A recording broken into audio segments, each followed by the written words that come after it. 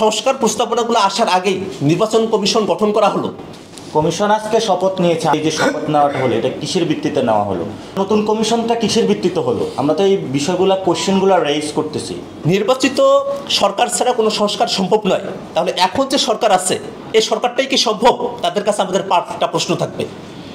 নির্বাচিত সরকার ছাড়া যদি কোনো কিছুই সম্ভব না হয়, তাহলে এই যে সরকার আছে তারা তো অনির্বাচিত, কিন্তু অনির্বাচিত হওয়াটাই কি তাদের ক্ষমতার যে তারা যে আসীন হয়েছেন তার ন্যায্যতা করে? আমরা মনে করি এমনটা করে না। বাংলাদেশের মানুষ তারা জীবন দেওয়ার ভিতর দিয়ে এই সরকারকে ক্ষমতা আসীন করেছে, তাদেরকে ম্যান্ডেট দিয়েছে, তাদেরকে ন্যায্যতা দিয়েছে, বৈধতা দিয়েছে। সেই বৈধতার ভিত্তিতেই তারা এই সংস্কারের বিষয়গুলো, গণঅভ্যুত্থানের যে আকাঙ্ক্ষা, সে আকাঙ্ক্ষা ধারণ করে তারা কাজ করবেন। এইখানে এই যে প্রশ্ন, নির্বাচিত সরকার ছাড়া কোনো সংস্কার এখানে, এই বক্তব্যকে কোনোভাবেই সমর্থনযোগ্য আমরা মনে করি না। আমরা সরকারের কাছে বিভিন্ন সময় আমাদের যে প্রতিক্রিয়াগুলো আছে আপনাদের মাধ্যমে আমরা তুলে ধরছি। আমরা চাইবো যে সরকার সংস্কার কমিশনগুলো আছে, সংস্কার কমিশনগুলোতে আমরা আমাদের প্রস্তাবনাগুলো রেডি করছি। আমরা সেই প্রস্তাবনাগুলো সেই সংস্কার কমিশনগুলোতে আমরা উপস্থাপন করব এবং তার মধ্য দিয়েই আমরা সরকারের সাথে আমাদের যে দাবি দাওয়াগুলো আছে, জনগণের যে দাবি দাওয়াগুলো আছে, আমরা সেগুলো উপস্থাপন করব। আমরা আমাদের যে কার্যক্রমগুলো আছে প্রত্যেকটা সংস্কার কমিশনের জন্য আমাদের প্রস্তাবনাগুলো আমরা রেডি করছি। আমরা আমাদের এই যে কার্যক্রমগুলো আছে এটা একদিনেই একটা প্রস্তাবনা রেডি করা সম্ভব নয়, কারণ আমরা একটা টেকসই পরিবর্তন এখানে চাই। আমাদের কার্যক্রমগুলো চলমান আছে এবং সরকার যে কমিশনগুলোকে দায়িত্ব দিয়েছে সেই কমিশনগুলোকে একটা নির্দিষ্ট সময় পর্যন্ত দায়িত্ব দিয়েছে। তারা বিভিন্ন পক্ষের সঙ্গে বসছেন। আপনারা দেখেছেন সংবিধান সংস্কার নিয়ে যে কমিশন, তারাও অনেকের সঙ্গে বসছেন। সবগুলো কমিশন বসছে। আমরা সেখানে আমাদের প্রস্তাবনাগুলো তুলে ধরতে চাই এবং এই যে সংস্কার প্রস্তাবনাগুলো আসার আগেই নির্বাচন কমিশন গঠন করা হলো, এই নির্বাচন কমিশন গঠন করার বিষয়টা যে সংস্কারগুলোকে বাধাগ্রস্ত করবে বা সংস্কারগুলো যে হবে না এরকম ধরনের একটা মেসেজ আমাদের কাছে আসছে এর মধ্য দিয়ে, সেটারই আমরা প্রতিক্রিয়া হিসেবে আজকে এখানে বসেছি এবং আমাদের বক্তব্য আমরা উপস্থাপন করেছি। কমিশন আজকে শপথ নিয়েছে। আমরা তো আরও দেখেছি অনেকেই শপথ নিয়েছে, বিভিন্ন যে কমিশনগুলো রয়েছে তারা কাজ করছে। আমরা বলি যে এই যে শপথ নেওয়াটা হলো, এটা কিসের ভিত্তিতে নেওয়া হলো? সংস্কার কমিশনে তো একটা রিপোর্ট দিবে যে প্রক্রিয়ার মধ্য দিয়ে কারা কারা শপথ নেবে, কোন প্রক্রিয়ার মধ্যে দেবে, সেই রিপোর্ট ব্যতীত তাহলে যারা শপথ নিয়েছে পূর্বের যে কলা কানুন বা কায়দা কানুন রয়েছে সেগুলোর ভিত্তিতে নিয়েছে।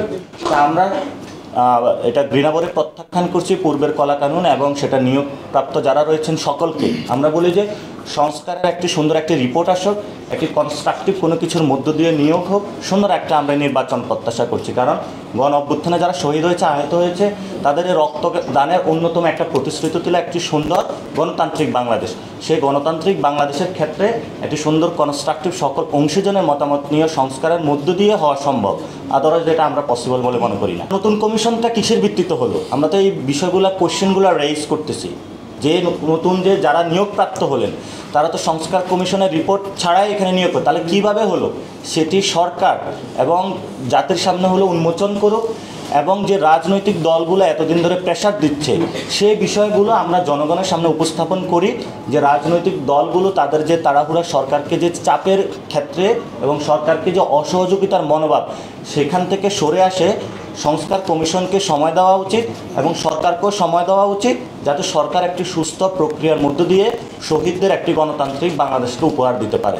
এই জন্য যারা নিয়োগপ্রাপ্ত হয়েছে আমরা তাদের প্রত্যাখ্যান করছি এবং সাথে সাথে সরকারকে সহযোগিতা যে রাজনৈতিক দলগুলো দেওয়ার ক্ষেত্রে তাদেরকে আহ্বান জানাচ্ছি এবং রাজনৈতিক দলগুলোকে ধৈর্যের পরিচয় দিয়ে হাসিনা রিজিমের যে একটি পাতানো, তিনটি পাতানো আমরা নির্বাচন দেখেছি, সেই নির্বাচন প্রক্রিয়ার মধ্য থেকে বের হয়ে বিএনপি যে গণতন্ত্রের লড়াই করেছিল সেই গণতন্ত্রের লড়াই তারা অব্যাহত রাখুক এবং তাদের সে হাসিনার যে অগণতান্ত্রিক ব্যবস্থা ছিল সেটাতে তারা ব্যাক না করুক এবং তারা বাংলাদেশের জনগণের সাথে যে ম্যান্ডেটটা দিয়েছিল গণ অভ্যুত্থানে সে ম্যান্ডেট তারা বজায় রাখুক। এর ব্যত্যয় ঘটলে জনগণ যে কোনো পলিটিক্যাল পার্টির বিরুদ্ধে আবার দাঁড়াতে বাধ্য হবে না। আমরা তো শুরু থেকে বলে আসছি, আমাদের কাছেও চিঠি এসেছিল সার্চ কমিটির জন্য, কিন্তু আমরা তো মনে করি যে নিয়োগ এটা সংস্কার কমিশনের একটি প্রক্রিয়ার মধ্য দিয়ে আসলে নিয়োগটা হওয়া উচিত।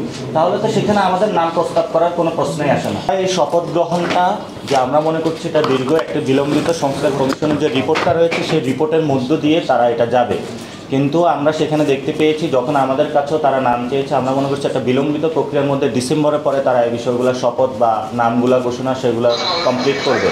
কিন্তু যখন দেখলাম যে সরকার এই বিষয়ে তাড়াহুড়া করছে এবং রাজনৈতিক দলগুলো এই বিষয়ে তাড়াহুড়া করছে, সেই জায়গা থেকে আজকে তারা যখন শপথ নিয়েছে একটা বিধিবদ্ধ জায়গায় তারা চলে যাচ্ছে, সেই জায়গা থেকে আজকে আমরা সংবাদ সম্মেলনটা করতে বাধ্য হয়েছি।